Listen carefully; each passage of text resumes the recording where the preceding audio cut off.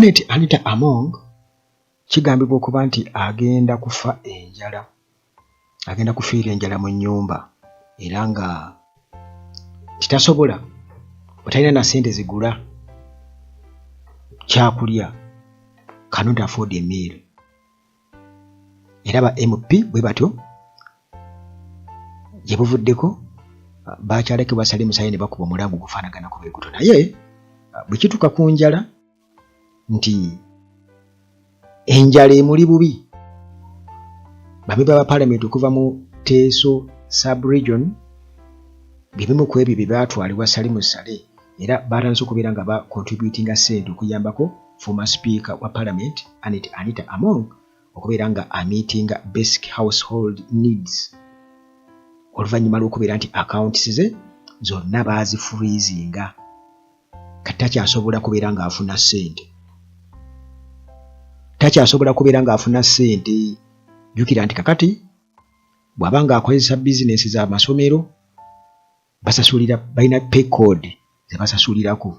Kitegeeza nti naye alina ku akisesinga bbanka ne talinayo bazadde mikwano gye basobola kumutwalirayo ku ssente.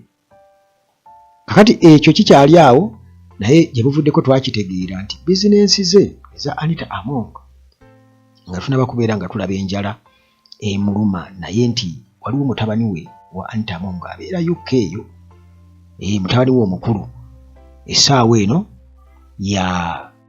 mbu yali mu mitambo gya bizinensi za Anita Among era nti obuyinza bwonna yabuwa mutabani we omukulu ono nga ali based mu UK okubeera nga managinga multi-billion business empire. Kakati olwo ensonda eziri familia ku nsonga eno zigamba nti mutabani wa Among ono abadde abeesinga mu United Kingdom era nti yakomawo e Uganda oluvannyuma lw'okufuna report nti maama we yali ali ku pressure y'amaanyi ennyo era ne okukugirwa restrictions oluvannyuma lw'okunoonyereza ebyava mu kunoonyereza okumwetoolodde. Kati okusinziira ku nsonda era bagamba nti omuvubuka ono bw'atyo yajja bunnambiro n'ayegatta ku bamemba ba famire abalala okubeera nga bafokasinga ku kusapootinga maama waabwe ku kintu eky'omutawaana ennyo okusomozebwa okw'amaanyi ennyo mu kaseera kayitamu akazibu ennyo. Kakati ripooti era ziraga nti omuvubuka ono nti investments eza famire zonna major zonna ziri wansi we era nga bizinesi zikyatambula. Kale we neebuuliza nti kati oyo waali tebamukkiriza kusisinkana maama we kiki? Ye Magogo ali ludda wa? Magogo kakati ezimu ku bizinesi zaddukanya mwe muli education institutions, ebyenjigiriza, ebyobulamu health care facilities, alina ne hospitality ventures ne agricultural projects zonna nga ziri mu bitundu ebyenjawulo wano mu Uganda. Jjukira okugamba nti ne Kokolandi eyo nze eya Kazibe Bashir girinako question mark era munootinga ewaawo muli biwulira. Kakati omusajja ono jjukira nti yali mu kwa supervisinga Bukedia Comprehensive School major education facility era nga byonna muganda wange biri eyo. Anita Among bintu bye byamaanyi nnyo. Bagamba nti College of Health Science waliyo ne institutions endala zonna nga muganda wange zirina abayizi bayitirivu nnyo. Kakati hotels weeziri, guest houses weeziri bano mu Kampala n'ebitundu ebirala byonna ebyobulimi byonna. Kakati ebyo we tumutegedde tiyaddukanya ebya Anita Among. Ne katwebuuza Anita Among ajja otya okufa enjala? Ajja atya okufa enjala? Nti tebamuwa bamusibira awo ne bamuleka talya alya kyenkana ki. Naye waliwo ensonga gye bawadde nti bano abali mu kunoonya ssente ba MP aba Teso sub-region bagamba nti jukira nti bwe baba boogera tebaagala kubategeera olwa security, kubanga jukira Sale yalabula n'abagamba nti nno agezako kwingiza mu nsonga za Anita Among nange zinsukuseeko oyinza naawe okundooza ku busungu bw'abasajja bali baayogerako obwataata n'omwana. Kakati omu ku ba MP yatutegeeza n'atugamba nti abadde ageza kubeera ng'akuŋŋaanya ssente okubeera nga bayamba sipiika okubeera ng'agula ssemmundu nene bwazigula naye okubeera ng'agula emmere anti emmere n'emmundu byonna bizagezaako emmere emmundu. Okay, olulimi simanyi lwaki lwaganya okugenda ku mmundu. Kakati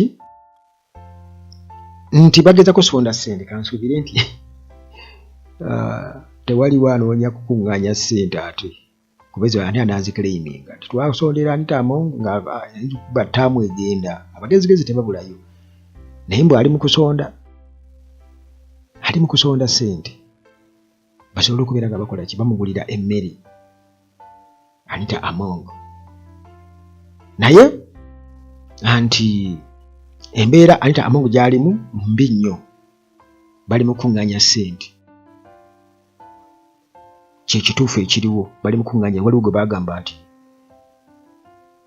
abamu ku babadde bagendangayo nga bamusuusuuta yasomani basaalirwa nti yabadde ng'azannyiikiriza abalongo mbu ng'omusanga eyo ng'abaweese omusanga eyo nga yeekola obusolosolo bw'ali mu kuba bwebityo ng'abasanyusa abaana nga bw'omanyi abaana abato bw'omusanga eyo ssebo asomani basaalirwa nga yalera abaana bw'ataazaale mu maidi.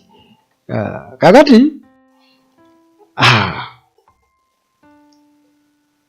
babadde basapootinga initiatives zonna mu Teso sub-region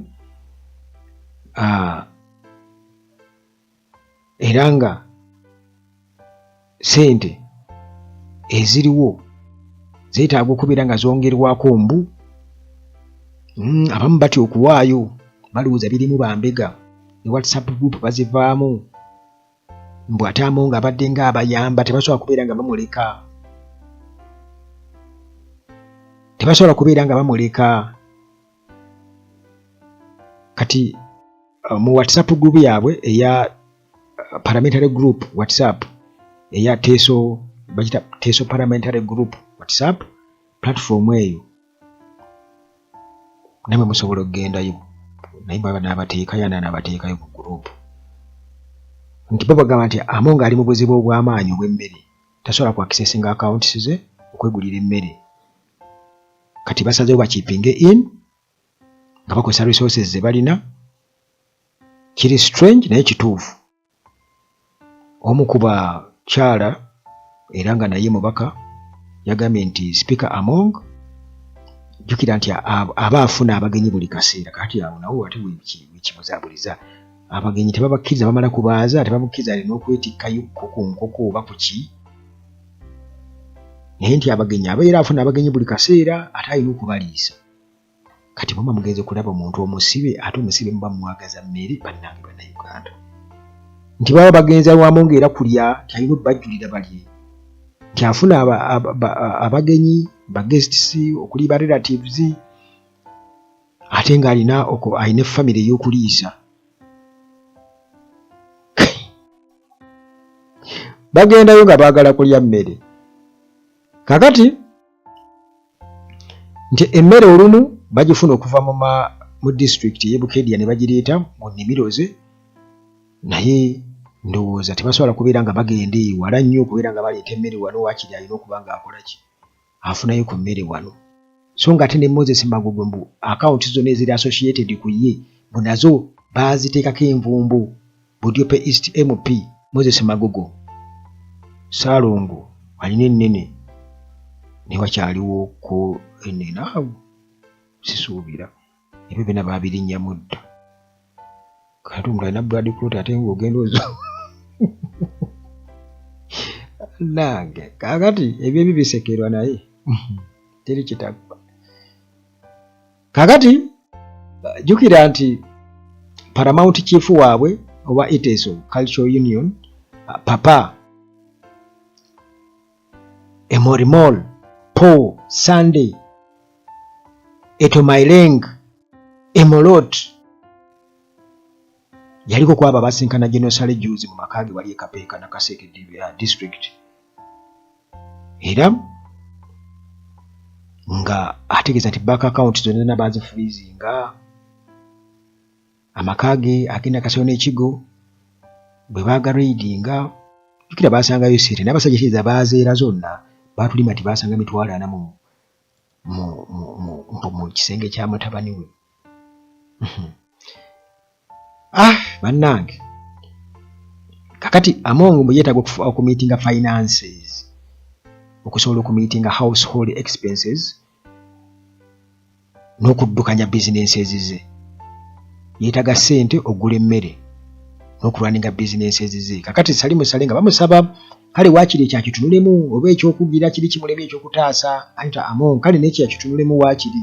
Sale n'abagamba nti ekyo kyo agenda ku consultinga era examininge matter agenda ku consultinga mukulu we era n'abagamba yes politicians talimba ng'abamu ku ba politicians yensonga lwaki mbu yalemererwa mu politics naye ngenda kukola ku nsonga eyo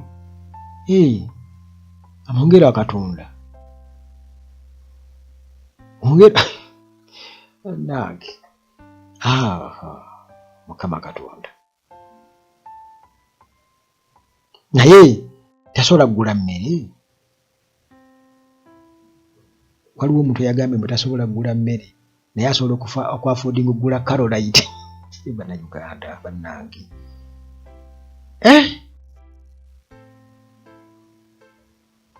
mbu oyo Among abantu bagamba nti ne bwabeera mu nyumba emyaka 5 nga takola tasobola kufa njala mutulimba.